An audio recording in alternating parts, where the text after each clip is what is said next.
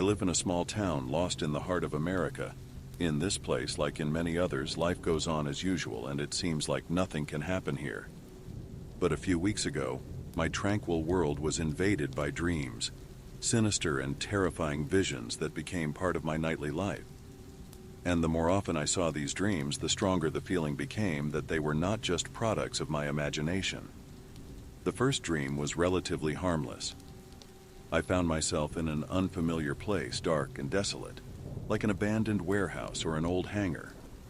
Shadows surrounded me, moving and whispering something inaudible. Suddenly, I felt a cold wind piercing me to the bone, and I saw a figure in the distance. It was approaching, and the closer it got, the more fear I felt, squeezing my heart. When the figure was close enough for me to see its face, I woke up in a cold sweat, unable to understand who or what it was. The next day, I tried to forget about the dream, dismissing it as just a bad nightmare. But the next night, the dream repeated itself, only this time it was even more vivid. Again, I found myself in the same place, but now everything looked more real. The figure was approaching me again, and I could see its face. It was the face of a man with empty, lifeless eyes and a contorted mouth twisted in pain. He reached out to me, as if trying to say something or warn me. I woke up screaming loudly, realizing that something was wrong. These dreams recurred every night, and each time they became more and more real. I could no longer ignore them. I felt that these dreams held some message, something important that I needed to understand. I decided to turn to my old friend John, who had always been interested in mysticism and paranormal phenomena. We met at a local coffee shop, where I told him about my dreams. John listened attentively, without interrupting, and then said, "This sounds serious. Perhaps it's a warning. We need to figure out what these dreams mean." We agreed to meet at my house the next day. John brought with him books on dream interpretation and various occult artifacts. We discussed my dreams for a long time, trying to find some meaning in them. John suggested that the dreams might be harbingers of something horrible that was about to happen. "We need to be careful and try to understand what this person from your dreams wants to tell you," John said. The next night, I went to bed thinking that we were on the right track. But the dream I had was even more frightening. This time I was in our town, but it was completely deserted. There was not a soul on the streets. All the houses were abandoned, and the windows were smashed. I walked along the empty streets and saw the same figure again. It was standing in the central square, and as I approached, it suddenly disappeared, leaving behind a cold, soul-chilling feeling. The next day, I met John again. We discussed my latest dream at length and decided that we needed to find out what had happened in our town in the past. We went to the local archive to find any information about strange or unexplained events. After several hours of searching, we came across an old article about the mysterious disappearance of several residents many years ago. These people were never found, and the town gradually forgot about the incident. "Perhaps your dreams are connected to this disappearance," John suggested. "Maybe the spirits of these people are trying to tell you something." This thought both frightened and intrigued me. I felt that we were close to solving the mystery, but ahead of us lay even more puzzles and dangers. As we left the archive, a cold wind pierced us to the bone, as if foreshadowing even darker events. In the evening, we met at my house to discuss our findings. John spread out photos and newspaper clippings on the table, trying to piece together fragments of the past. "We need to understand who these missing people are," he said, "and what exactly they want to tell us through your dreams." We decided to visit the old library, which, according to locals, held many forgotten secrets of our town. There, among dusty shelves and lost books, we stumbled upon an old diary. It belonged to a local resident named Henry Pearson, one of those who disappeared many years ago. The diary began as ordinary entries about everyday life, but gradually became more and more disturbing. "My dreams haunt me," Henry wrote.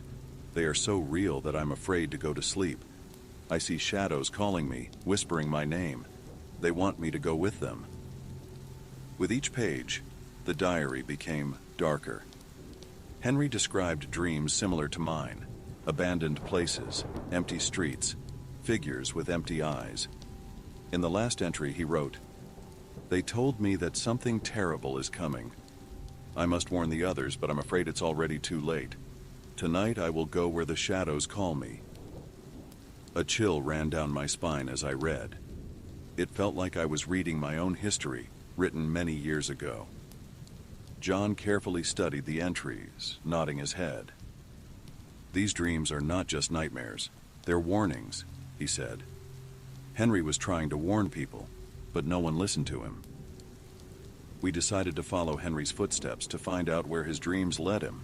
The diary mentioned an old cemetery on the outskirts of town, long abandoned. We went there at night, hoping to find answers.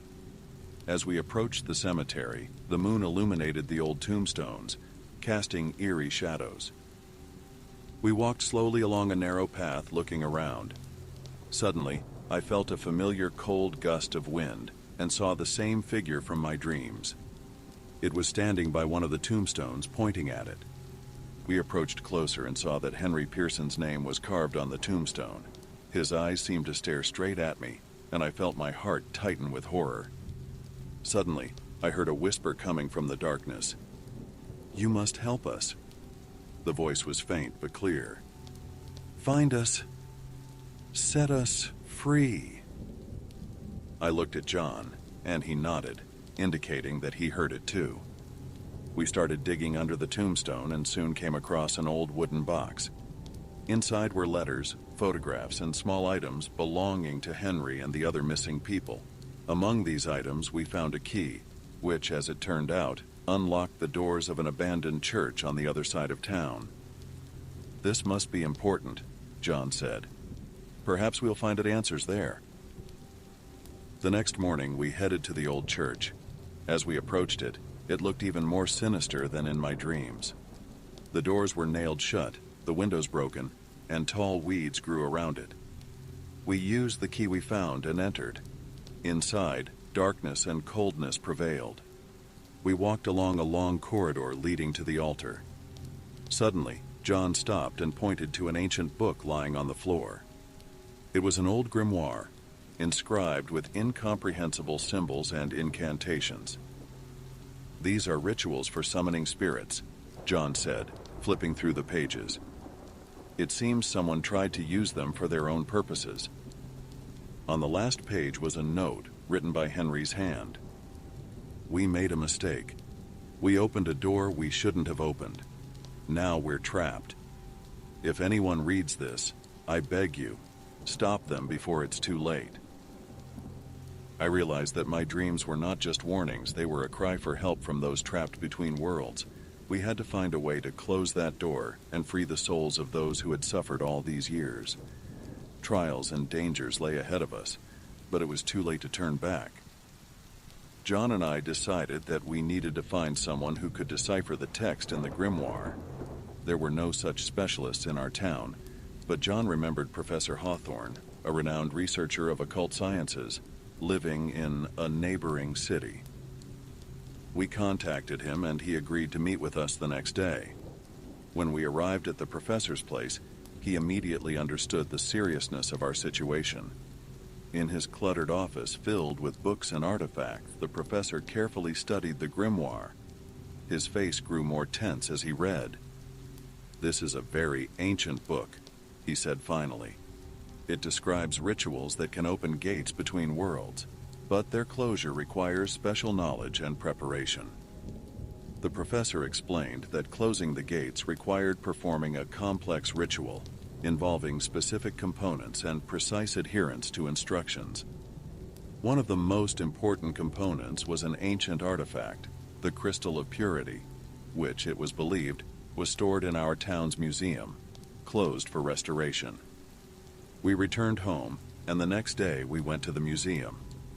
The museum director, Mr. Wilkins, initially hesitated to let us in, but after hearing our story, he agreed to help.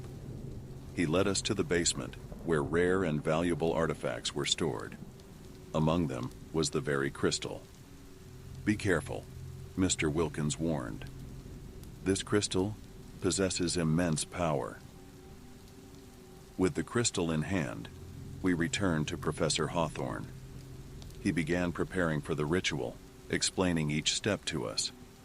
The ritual had to take place at the site where the gates were opened, in the abandoned church. We understood that this ritual could be dangerous, but we had no other choice. The night we decided to perform the ritual was moonlit and cold. We entered the church again, and the professor began chanting spells, standing before the altar. The crystal glowed in his hands, emitting a mysterious light. Strange phenomena began around us.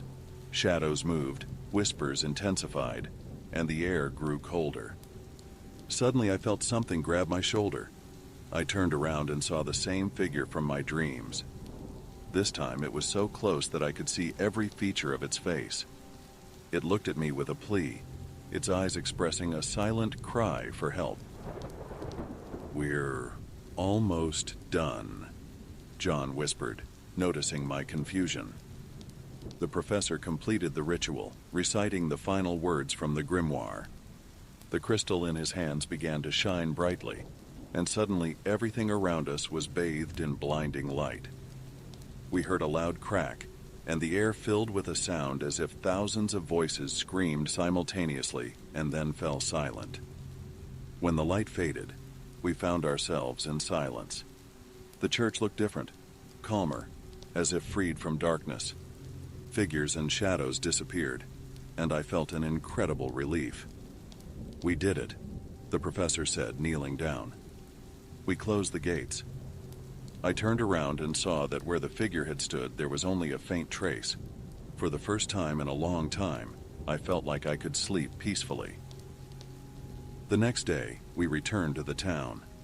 News of our feat spread quickly, and people began to discuss the incidents that had remained a secret for so long.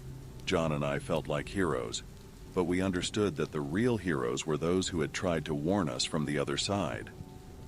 For several nights in a row, I slept without dreams, enjoying the silence and peace.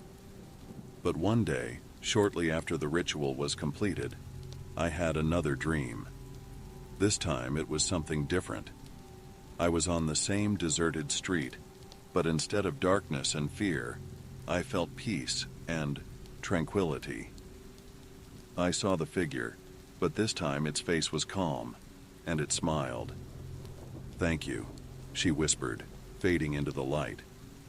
I woke up with a sense of completion. Our actions had not only saved us, but also freed those who were trapped between worlds. Now I knew that these souls had found peace, and we could finally move on, no longer fearing the darkness.